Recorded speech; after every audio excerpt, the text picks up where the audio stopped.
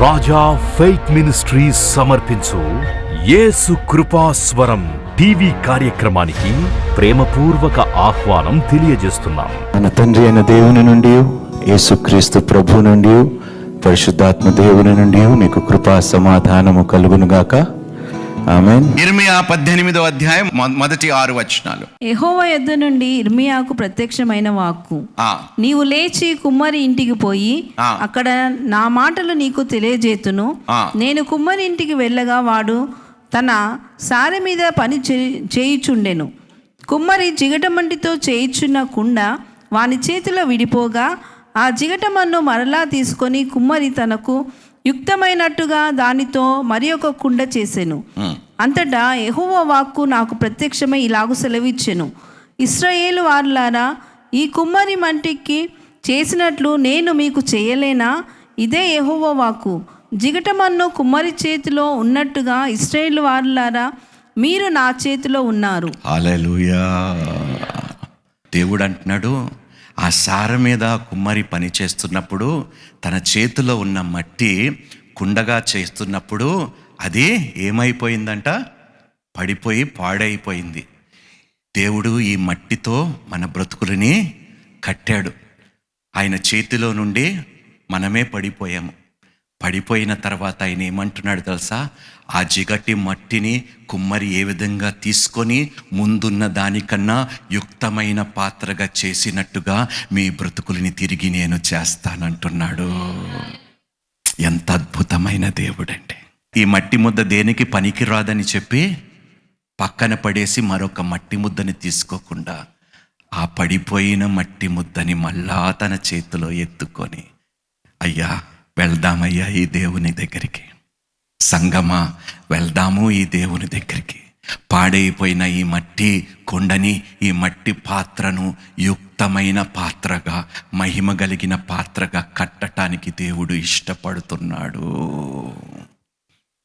ఎందరైతే ఈరోజు ప్రార్థించి తగ్గింపు తత్వముతో, పశ్చాత్తాపముతో ఈ మట్టి పాత్రను మరలా కుమ్మరి చేతిలో పెడతారో దేవుడు మహిమ పాత్రగా నూతన సంవత్సరంలో మార్చబోతున్నాడు. హల్లెలూయా. ఎంతమందికి కావాలండి మన పాత్రని యుక్తమైన పాత్రగా మార్చాలని? Praise the lord. చేతులెత్తిన వారందరి జీవితంలో దేవుడు కార్యము జరిగించునుగాక. హల్లెలూయా. లూకాసు వార్తలోని 22వ అధ్యాయము 61వ వచనం 62వ వచనం చూద్దామండి. అప్పుడు ప్రభువు తిరిగి పేతురు వైపు చూచెను గనుక, పేతురు, నేడు కోడి కూయక మునుపు నీవు ముమ్మారు నన్ను ఎరగనందువని ప్రభువు తనతో చెప్పిన మాట జ్ఞాపకం తెచ్చుకొని వెలుపలికి పోయి సంతాపపడి ఏడ్చాను. లోపలికి వెళ్ళి సంతాపపడి ఏడ్చాడు. ఇప్పుడు ఆ ఏడ్చిన పేతురు జీవితాన్ని దేవుడు తిరిగి ఎలా కట్టాడో ఒకసారి చూద్దాం. యోహాను సువార్త 21వ అధ్యాయము 15వ వచనము నుండి 19వ వచనం వరకు. వారు భోజనం చేసిన తర్వాత యేసు సీమోను పేతురును చూచి, యోహాను కుమారుడవైన సీమోను, వీరికంటే నీవు నన్ను ఎక్కువగా ప్రేమించుచున్నావా అని అడగగా, అతడు, అవును ప్రభువా, నేను నిన్ను ప్రేమించుచున్నానని నీవే ఎరుగుదువని ఆయనతో చెప్పెను. యేసు, నా గొర్రె పిల్లలను మేపమని అతనితో చెప్పెను. మరలా ఆయన, యోహాను కుమారుడవైన సీమోను, నన్ను ప్రేమించుచున్నావా అని రెండవసారి అతన్ని అడగగా, అతడు, అవును ప్రభువా, నేను నిన్ను ప్రేమించుచున్నానని నీవే ఎరుగుదువని ఆయనతో చెప్పాను. ఆయన, నా గొర్రెలను కాయమని చెప్పాను. మూడవసారి ఆయన, యోహాను కుమారుడవైన సీమోను, నన్ను ప్రేమించుచున్నావా అని అతన్ని అడిగాను. నన్ను ప్రేమించున్నావా అని మూడవసారి తన్ను అడిగినందుకు పేతురు వ్యసనపడి, ప్రభువా, నీవు సమస్తం ఎరిగిన వాడవు, నిన్ను ప్రేమించుచున్నానని నీవే ఎరుగుదువని ఆయనతో చెప్పాను. యేసు, నా గొర్రెలను మేపుము, నీవు యవనుడవై ఉండినప్పుడు నీ అంతటా నీవే నడుము కట్టుకొని నీకిష్టమైన చోటికి వెళ్ళుచుంటివి. నీవు ముసలివాడవైనప్పుడు నీ చేతులు నీవు చాచుదువు, వేరొకడు నీ నడుము కట్టి నీకిష్టము కాని చోటికి నిన్ను మోసుకొని పోవునని నీతో నిశ్చయముగా చెప్పుచున్నానని అతనితో చెప్పాను. అతడు ఎట్టి మరణం వలన దేవుని మహిమపరచునో దాన్ని సూచించి ఆయన ఈ మాట చెప్పాను. ఇట్లు చెప్పి నన్ను వెంబడించుమని అతనితో పేతురు 3 సార్లు యేసుక్రీస్తు ఎవరో నాకు తెలియదని బొంకిన పేతురు ఎందుకు బొంకాడో తెలుసా? ఆ సమయంలో తన ధైర్యముని కోల్పోయాడు. తన ధైర్యం అనే గోడను అపవాది కూల్చివేశాడు. కానీ ఎప్పుడైతే యేసుక్రీస్తు ప్రభువారు పునరుద్ధానుడయ్యాడో గలిలయ సముద్రము దగ్గర మళ్ళీ తనని పునరుద్ధరిస్తాడు, పునర్నిర్మాణము చేస్తాడు పేతురు జీవితాన్ని. దేవుడు అడుగుతాడు, ముమ్మార్లు బొంకావు కదా, ముమ్మార్లు అడుగుతున్నాడు, నన్ను ప్రేమిస్తున్నావా? 3 times అవును ప్రేమిస్తున్నాడు అని ఎప్పుడైతే ముమ్మార్లు బొంకిన పేతురు ప్రేమిస్తున్నాను ఆ మాట చెప్పుతుండగానే దేవుడు ఆయనని స్వస్థపరచటము ప్రారంభించాడు. హల్లెలూయా. అప్పుడు దేవుడు అన్నాడు, అయితే నా గొర్రెలని మేపు. ఆహా, బొంకిన వాడి చేతిలోనే మరలా సంఘముని కట్టే కృప దేవుడిచ్చి పేతురు జీవితాన్ని ఎంత అద్భుతంగా కట్టాడో. అమ్మా, ఒక్కసారి పడిపోయినంత మాత్రమున, 7 మార్లు పడిపోయినంత మాత్రమున సిగ్గుపడకుండా దేవుని యొద్దకి వెళ్ళి, ప్రభువా నేను ప్రేమిస్తున్నాను, కానీ నా బ్రతుకుని నేను పాడు చేసుకున్నాను, నిజముగా నిన్ను ప్రేమిస్తున్నాను, మరలా నా బ్రతుకుని కట్టు ప్రభువా అని చెప్తే దేవుడు ఒక గొప్ప కార్యముని ఎడల జరిగించటానికి ఇష్టపడుతున్నాడు. హల్లెలూయా. ఇదే పేతురు పెంతెకోస్తు దినము నాడు ప్రార్థించినప్పుడు 3,000 మంది రక్షింపబడ్డారు. దేవునికి అసాధ్యం అంటూ నమ్మటము నీ వలనైతే నమ్మువానికి. ముమ్మార్లు బొంకిన పేతురు, అదే పేతురుని దేవుడు పునరుద్ధరించిన తర్వాత ఆ పేతురు ప్రార్థన చేస్తే 3,000 మంది. ఒక్క పేతురు పశ్చాత్తాపపడి సంతాపపడి, ప్రభువా నేను నిజంగా నిన్ను ప్రేమిస్తున్నాను, నీకు తెలుసు కదా అని ఒప్పుకున్నప్పుడు పునరుద్ధరించి ఒక్క వ్యక్తి ప్రార్థన చేస్తే 3,000 మంది రక్షణలోకి రాగలిగితే, నువ్వు పశ్చాత్తాపపడి ప్రార్థన చేస్తే నీ కుటుంబం ఎడల నీ కుటుంబము కాపాడడా దేవుడు? నీ పరిస్థితులను బాగు చేయడా ఈ దేవుడు? పునర్నిర్మించడా కూలిపోయిన ప్రాకారములు ఈ దేవుడు? ఒక్కసారి ఆలోచించండప్పా. ఎందుకు సంకోచిస్తున్నామో ఈ దేవుని దగ్గరికి వెళ్ళటానికి మీ మనసుకే తెలియనుగాక. అమ్మా, ఎవరి హృదయము వారికే తెలుసు. సో ఫెయిలియర్ నుండి ఒక గొప్ప పునాది వేసే అపోస్తలుగా మరలా పేతురు జీవితాన్ని దేవుడు కట్టాడు. చాలాసార్లు నేను నోట నుండి ఏమింటానో తెలుసా? క్రైస్తవుల నోట నుండి, బ్రదర్ వీళ్ళు మారారు, బ్రదర్ వీడు వేస్ట్, బ్రదర్ వీడు దేవుడు వారందరినీ మార్చునుగాక. ఆమెన్. మన గృహాల్లోనే ఉన్నారబ్బా, వాళ్ళ ముఖాలు చూస్తుంటే వీడు మారేటట్టు, కానీ దేవుడు వారిని ఖచ్చితంగా మారుస్తాడు. నువ్వు ప్రార్థిస్తే నీ అపరాధములు దోషములు నువ్వు ముందు ఒప్పుకొని, వారు పాడైపోయిన బ్రతుకు నిమిత్తము నేను ప్రార్థించకుండా పాపము చేశానని ఎప్పుడైతే నువ్వు ఒప్పుకుంటావో దేవుడు వారి ఎడల గొప్ప కార్యము ప్రారంభిస్తాడు. హల్లెలూయా. ఎలా కట్టుకోవాలి? కూలిపోయిన ప్రాకారములను ఎలా కట్టుకోవాలంటే విధేయతతో. నెహెమ్యాకి దేవుని అనుగ్రహత పొందుకున్నాడు. పశ్చాత్తాప పడిన వెంటనే ఎవరు అనుగ్రహత పొందుకున్నాడు? దేవుని యొక్క అనుగ్రహత పొందుకున్నాడు, దేవుని యొక్క దయ పొందుకున్నాడు. రెండోది, రాజు యొక్క అనుగ్రహతను పొందుకున్నాడు. చూసారా, మార్గమును దేవుడు ఎంత సరళము చేసేశాడో. నువ్వు గాని ఒప్పుకుంటే దేవుడు నీ కోసము మనుషుల్ని నిలబెట్టి వారి ద్వారా ఆయన పని నీ కోసము నెరవేర్చగలిగే గొప్ప దేవుడై ఉన్నాడు. హల్లెలూయా. You just have to humble yourself and come to obedience to the Lord. రాజులైన అధికారులైన ప్రధానుల యందు ఖచ్చితంగా అనుగ్రహత పొందుకునే కృప మనకి దేవుడు ఇస్తాడు. హల్లెలూయా. పశ్చాత్తాపపడి ఒప్పుకోలు చేసుకొని ప్రార్థనలు చేస్తే నెహెమ్యా చేశాడు. ఏం పొందుకున్నాడు? అనుగ్రహత పొందుకున్నాడు. ఎవరి నుండి?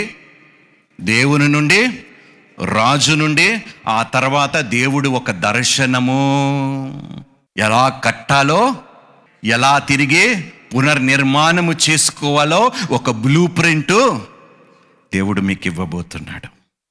మీ బ్రతుకులని ఎలా కట్టుకోగలుగుతారో నా అనుగ్రహత మీరు పొందుకొని ఉన్నారు కాబట్టి నేను ఒక బ్లూ ప్రింట్ ఇస్తాను, దాన్ని మీరు ఫాలో అయిపోయింది, గొప్పగా కడతారు మీరు అంటున్నాడు దేవుడు.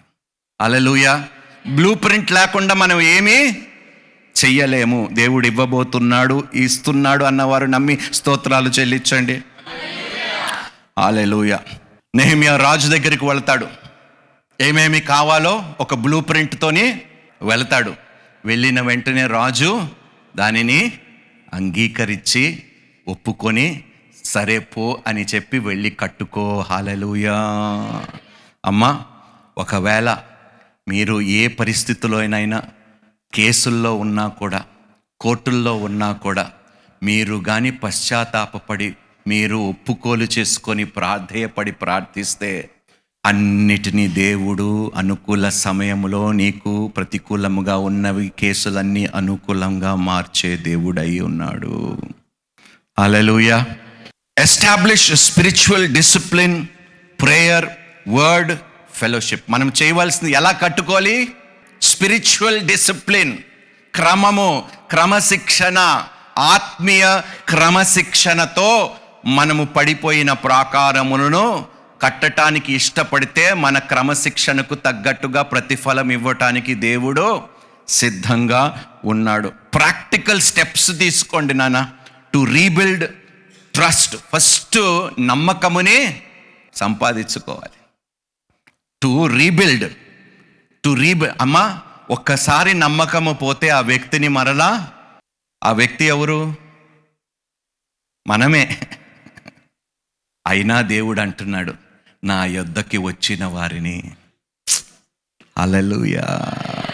ఆయన నమ్మకాన్ని ఎన్నిసార్లు మనము నిజంగా ఒమ్ము చేసినా కూడా ఆయన యొద్దకి వెళ్ళి మనం ప్రార్థిస్తే ఆయన త్రోసి వెయ్యకుండా మరలా తిరిగి కడతానని అనే దేవుడు. అబ్బా, ఏమిటి ప్రేమ! భలే ఆశ్చర్యం వేస్తుంది. ఇలాంటి దేవుడు కలిగున్న తర్వాత కూడా మనం ఆయన సన్నిధికి వెళ్ళటానికి ఇష్టపడటం లేదంటే ఎంత కఠినమైన హృదయాలు అయిపోయాయి ఈరోజు మన హృదయాలు. ఒక భర్త అక్రమ సంబంధము పెట్టుకున్నాడు. తన భార్య యొక్క విశ్వాసమును ఒమ్ము చేశాడు. ఒమ్ము చేసిన తర్వాత ఆయనకి బుద్ధొచ్చి మరలా దేవుని దగ్గరికి వెళ్ళి నన్ను క్షమించంటే నీ భార్య దగ్గరికి వెళ్ళి క్షమాపణ కోరుకు అంటే వెళ్ళాడు. వెళ్ళిన తర్వాత భార్య క్షమించింది, కానీ అతని మీద నమ్మకము కలగటానికి కొంతకాలము, నమ్మకము అంత ఈజీగా తిరిగి రాదు నాన్న. మనల్ని నమ్మిన వారిని మనం ఎన్నడూ మోసపరుచుకోకూడదు. మోసపరుచుకుంటే మరలా ఆ వ్యక్తి దగ్గరికి వెళితే ఆ నమ్మకము తిరిగి కట్టుకోవటానికి చాలా సమయము వృధా అయిపోతుంది. దేవుని ఎదుట కూడా మనం ఇదే జ్ఞాపకము పెట్టుకోవాలి. మరలా దేవుడు మనల్ని నమ్మాలంటే మన క్రమమును బట్టి, మన క్రమశిక్షను బట్టి, మన విధేయతను బట్టి, మన పశ్చాత్తాపమును బట్టి దేవుడు మరలా మనల్ని, praise the Lord, hallelujah. Haggai 2వ అధ్యాయము 4వ వచనం నుండి 9వ వచనం వరకు. అయినను యెహోవా ఆజ్ఞ ఇచ్చినదేమనగా, జెరుబ్బాబెలు ధైర్యము తెచ్చుకొమ్ము, ప్రధాన యాజకుడగు యెహోజాదాకు కుమారుడవైన యెహోషువ ధైర్యము తెచ్చుకొమ్ము, దేశంలోనున్న సమస్త జనులారా ధైర్యము తెచ్చుకొని పని జరిగించుడి, నేను మీకు తోడుగా ఉన్నాను. ఏమంటున్నాడు దేవుడు? ధైర్యము తెచ్చుకొని పని జరిగించుడి, మీరు చేయవలసిన పని జరిగించండి, నేను మీకు తోడుగా ఉన్నాను. ఇదే సైన్యములకు అధిపతియగు యెహోవా వాక్కు. మీరు ఐగుప్తు దేశంలో నుండి వచ్చినప్పుడు నేను మీతో చేసిన నిబంధన జ్ఞాపకము చేసుకొనుడి. నా ఆత్మ మీ మధ్యన ఉన్నది గనుక భయపడుకుడి. మరియు సైన్యములకు అధిపత్యగు యెహోవా సెలవిచ్చినదేమనగా, ఇక కొంతకాలము ఇంకొక మారు ఆకాశమును, భూమిని, సముద్రమును, నేలను నేను కంపింపచేతును. నేను అరణ్యము అన్యజనులందరినీ కదిలింపగా అన్యజనులందరి యొక్క ఇష్ట వస్తువులు తేబడును. నేను ఈ మందిరమును మహిమతో నింపుదును. ఇదే సైన్యంలోకి అధిపత్యగు యెహోవా వాక్కు. వెండి నాది, బంగారము నాది, ఇదే సైన్యములకు అధిపతియగు యెహోవా వాక్కు. ఈ కడవరి మందిరం యొక్క మహిమ మునుపటి మందిరం యొక్క మహిమను మించునని సైన్యములకు అధిపతియగు యెహోవా సెలవిచ్చుచున్నాడు. 7వ వచనం. నేను అన్యజనులందరినీ కదిలింపగా నేను అన్యజనులందరినీ కదిలింపగా అన్యజనులందరి యొక్క అన్యజనులు అందరి యొక్క ఇష్ట వస్తువులు తేబడును. ఇష్ట వస్తువులు. ఇప్పుడు చెప్పండి అబ్బా, దేవుడు తలుచుకుంటే, నీ జీవితాన్ని దేవుడు కట్టాలని తలుచుకుంటే ఎక్కడ నిండైనా నీ కోసం సమకూర్చి తెస్తానని వాగ్దానం ఇస్తున్నాడు దేవుడు. దేవునికి మహిమ కలుగునుగాక. గట్టిగా చప్పట్లు కొడుతూ దేవుని మహిమపరుస్తాం సంఘం. నెహెమ్యా 3వ అధ్యాయం అంతా చదవండి. అందులో నాకు చాలా ఇష్టమైన 2 పదాలు ఏమిటో తెలుసా? Next to him, next to them. Next to him, next వారు ప్రక్కన వారితోటి, వారు ప్రక్కన వారితో, అందరూ కలిసి ప్రాకారములను ఈరోజు నీ ప్రక్కన నీతో కలిసి మీ కుటుంబాలను కట్టును గాక. హల్లెలూయా. అందుకనే ఎప్పుడు నేనేమంటాను, నీ పక్కన వాడి పేరు, నువ్వు ఒక్కదానివే ఇంతవరకు ప్రార్థిస్తున్నావా? ఇదిగో నీ పక్షమున నేను కూడా ఈరోజు ప్రార్థిస్తున్నాను. రండి కలిసి కడదాం. నువ్వు ఏదైతే కట్టాలనుకుంటున్నావో అట్టి మనసు దేవుడు మన సంఘములో ఉన్నవారి అందరికీ దయచేయును గాక. ఊరికనే అనన్నానా, పక్కన వారి పేరు తెలుసుకొని, ఎందుకంటే పాపం అలిసిపోయారు నాన్న, కట్టలేక అలిసిపోయారు. నీ పక్కనున్నవారు అలిసిపోయారు. ఏం చెయ్యాలో తెలియక దిక్కులేని స్థితిలో ఉంటే పేరు తెలుసుకోమని నీ కోసము ప్రార్థన చేస్తాను. బహుశా నువ్వు ఒక్కదానివే నీ కుటుంబంలో నువ్వు కట్టడానికి ప్రయాసపడుతున్నావేమో. ఇదిగో నీ సహోదరిగా, క్రైస్తవురాలుగా, నీ క్రీస్తు కుటుంబముగా నీ పక్కన నేను నిలబడి నీ ఇంటిని, నీ ప్రాకారములు కడతాను ప్రార్థనలతో. హల్లెలూయా. ఇట్టి మనసు ప్రతి ఒక్కరికి దేవుడు అనుగ్రహించును గాక. నెహెమ్యా 3వ అధ్యాయంలోని యాజకులు, బంగారపు పనివారు, అత్తరులు చేసేవారు, యాజకులు, ఇంకొక విషయం తెలుసా, కుమార్తెలను కూడా దేవుడు వాడుకున్నాడు ప్రాకారములు కట్టడానికి. అంటే ఏమిటి? ఆడపిల్లలే కదా అని పక్కన పెట్టకుండా ప్రతి బిడ్డ, ఆడబిడ్డని కూడా దేవుడు కలుపుకొని ప్రాకారములు కట్టించాడంట. హల్లెలూయా. అమ్మా, దేవుడు అందరినీ చూస్తున్నాడు. చూచుచున్నాడు నీ వైపు నా ప్రియ జనక, చూచుచున్నాడు నీ వైపు. ఇది నిజం నాన్న, ఇది నిజం. హల్లెలూయా, హల్లెలూయా. అపోస్తుల కార్యంలోనే మనం గమనిస్తే పౌలును బర్నబస్ మధ్యలో ఒక చిన్న మిస్అండర్స్టాండింగ్ వస్తుంది. ఎవరి వలన కలుగుతుందంటే బర్నబస్ వాళ్ళ యొక్క బంధువు మార్కు. అపోస్తుల కార్యము 15వ అధ్యాయము 37వ వచనము నుండి 39వ వచనం చదువుకుందాం. అప్పుడు మార్కు అను మారు పేరు గల యోహానును వెంటబెట్టుకొని పోవుటకు బర్నబా ఇష్టపడిను. అయితే పౌలు పంఫూలియాలో పని కొరకు తమతో కూడా రాక తమ్మును విడిచిన వానిని వెంటబెట్టుకొని పోవుట యుక్తము కాదని తలంచెను. ఒకసారి నన్ను విడిచిపెట్టి వెళ్ళిపోయిన వాడిని నువ్వు పంపిస్తే మళ్ళీ విడిచిపెట్టడానికి గ్యారంటీ ఏమిటి అని అడిగినప్పుడు వాళ్ళిద్దరి మధ్యలో ఒక చిన్న గ్యాప్ వచ్చింది, మిస్అండర్స్టాండింగ్ వచ్చింది. కానీ దేవుడు చాలా గొప్పవాడు. మరలా 2వ తిమోతి పత్రిక 4వ అధ్యాయము 11వ వచనములో ఎంత గొప్ప మాట చెప్తాడో చూడండి. లూకా మాత్రమే నా యొద్ద ఉన్నాడు, మార్కును వెంటబెట్టుకొని రమ్ము, అతడు పరిచారం నిమిత్తము నాకు ప్రయోజనకరమైన వాడు. హల్లెలూయా. మళ్ళీ పౌలు, బర్నబా వీళ్ళందరూ ఏం చేశారో తెలుసా? They mentored mark. ఏ మార్కుని వద్దన్నాడో అదే మార్కు ఈరోజు మార్కు సువార్తను రాశాడు. హల్లెలూయా. అందుకనే పనికి రాడు అన్నవాడే దేవుడు పనికొచ్చేలాగా మరలా చేస్తాడు. దేవుడు అందరినీ సమానముగా ప్రేమిస్తున్నాడు. Praise the Lord. ఇప్పుడు కట్టేటప్పుడు నెహెమ్యా గోడలు కట్టేటప్పుడు అపోజిషన్ వచ్చిందా రాలేదా? మీరు కట్టాలనుకున్నప్పుడు, మీరు ప్రార్థనలు చెయ్యాలనుకున్నప్పుడు, కుటుంబముగా ప్రార్థనలో కూర్చోవాలనుకున్నప్పుడు వస్తుందా రాదా అపోజిషన్? ఒకసారి నెహెమ్యా గ్రంథానికి వెళ్ళండి, 4వ అధ్యాయం 2వ వచనం 3వ వచనము. షోమ్రోను దండువారి ఎదుటను తన స్నేహితుల ఎదుటను ఇట్లా నేను దుర్బలులైన, అంటే ఏమిటి? బలములే, మీకు బలం సరిపోదు కట్టడానికే. ఏమన్నాడు? వెక్కిరిచ్చారు, ఎలానే చేశారు, అపవాది వస్తాడు. మీరా ప్రార్థనలు చేస్తారా? కుటుంబ ప్రార్థన కలిసి చేస్తారా? కలిసి మీ కూలిపోయిన కుటుంబాన్ని తిరిగి కడతారా? అది అసంభవం అని హేళన చేయటానికి అపవాది వస్తాడు. ఖచ్చితంగా అపోజిషన్ వస్తుంది నాన్న మనం కట్టాలనుకున్నప్పుడు. కానీ ఆగకండి అపోజిషన్ వచ్చినంత మాత్రమున. దుర్బలులైన ఈ యూదులు ఏమి చేయుదురు? యూస్లెస్ పీపుల్, మీ వల్ల ఏమి? పెద్దగా వచ్చేసారు, కూర్చుంటారంట ప్రార్థనలకి, ప్రారంభించారంట ప్రార్థనలు, భక్తి పరులు అయిపోయారంట సడన్గా. ఇలా వెక్కిరిస్తూనే ఉంటాడు. ఆ మాటలు మీ చెవిలో పడకుండా దేవుడు మీ యొక్క ఆలోచనను స్థిరపరుచునుగాక. హల్లెలూయా. తమంతట తామే ఈ పని ముగింతురా. ఏమిటంట? మీరు నేను వారం రోజులు ఉపవాస ప్రార్థన చేస్తానని కంకణం పెట్టుకున్నారనుకోండి, వెంటనే ఏమొస్తుంది? మొత్తం ఫుడ్ గురించే వార్తలు కనిపిస్తాయి. ఇది అనుకోకుండా జరగటము లేదు, కావాల్సుకొని మీరు టీవీ ఆన్ చేసినా ఫుడ్ అడ్వర్టైజ్మెంట్లే. ఒక్క ఆలోచన మీ జీవితాన్ని, ఆడు దుర్మార్గుడు నానా, చాలా కుయుక్తి కలిగిన వాడు.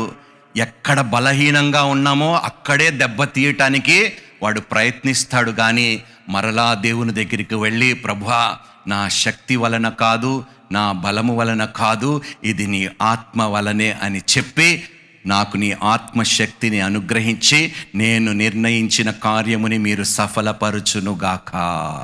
అడగండి, దేవుడు చేస్తాడు. హల్లెలూయా. ఒపోజిషన్ వస్తా, చదవండి సిస్టర్. బలులు అర్పించి బలపరుచుకొందురా, ఒక దినమందే ముగింతురా. కాల్చబడిన చెత్తను, కుప్పలుగా పడిన రాళ్లను మరలా బలమైనవిగా చేయుదురా. మరియు అమ్మోనీయుడైన టోబియా అతని యుద్ధను ఉండి, వారు కట్టిన దానిపైకి ఒక నక్క ఎగిరినట్టయిన వారి రాతి గోడ పడిపోవునెను. చూడండి ఎంత ఎగతాళి చేస్తున్నారు కట్టే వాళ్ళని, కట్టనివ్వకుండా. చదవండి. మా దేవ ఆలకించుము, మేము తిరస్కారము నొందిన వారము, వారి నింద వారి తలల మీదకి వచ్చినట్లు చేసి. ఏమంటున్నాడు? వాళ్ళు చెప్పినదంతా వారి నెత్తి మీద పడునుగాక. ప్రభువా వాళ్ళు ఇలాగ అంటున్నారు, ప్రభువా ఏమి చెయ్యాలి అనకుండా వారు చెప్పినది తిరిగి వారి నెత్తి మీదే పడునుగాక. అయిపోయి మిగతాది దేవుడు చూసుకుంటాడు. పిడుగు పడుతుంది వాళ్ళ నెత్తి మీద. హల్లెలూయా. ఇప్పుడు 7వ వచనానికి రండి. ఫస్ట్ చెయ్యలేరు అన్నారు, వాళ్ళు చేస్తుండగా బెదిరింపులు ప్రారంభమయ్యాయి. సన్బల్లటులు, టోబియాయును, అరబీయులను, అమ్మోనీయులను, అర్షోదీయులను యెరూషలేము యొక్క గోడలు కట్టబడిననియు బీటలన్నీ కప్పబడిననియు విన్నప్పుడు అపవాదికి కోపం వచ్చేసింది. వీరు గోడలు కట్టేస్తున్నారు, ప్రాకారములు కట్టబడుతున్నాయి, వీరి జీవితాలు బాగుపడబోతున్నాయి అని కోపం వచ్చేసింది అపవాదికి. చూడండి అప్పుడు ఏం ఆలోచించాడు అపవాది. చూడు, యెరూషలేము మీదికి యుద్ధంనకు వచ్చి పని ఆటంకపరచవలనని వారందరూ కట్టుకట్టి మమ్మును కలతపరచగా, మేము మా దేవునికి ప్రార్థన చేసి వారి భయము చేత రాత్రింబగళ్ళు కావలి ఉంచితిమి. అప్పుడు యూదా వారు బరువులు మోయువారు బలము తగ్గిపోయేను, ఉన్న చెత్త విస్తారముగా గోడ కట్టలేమని చెప్పగా, భయపెట్టినప్పుడు వారి బలము తగ్గిపోయింది. మా విరోధులు వారు తెలుసుకొనకుండాను చూడకుండాను మనము వారి మధ్యన చొరబడి వారిని చంపి పని ఆటంకపరచుదామనిరి.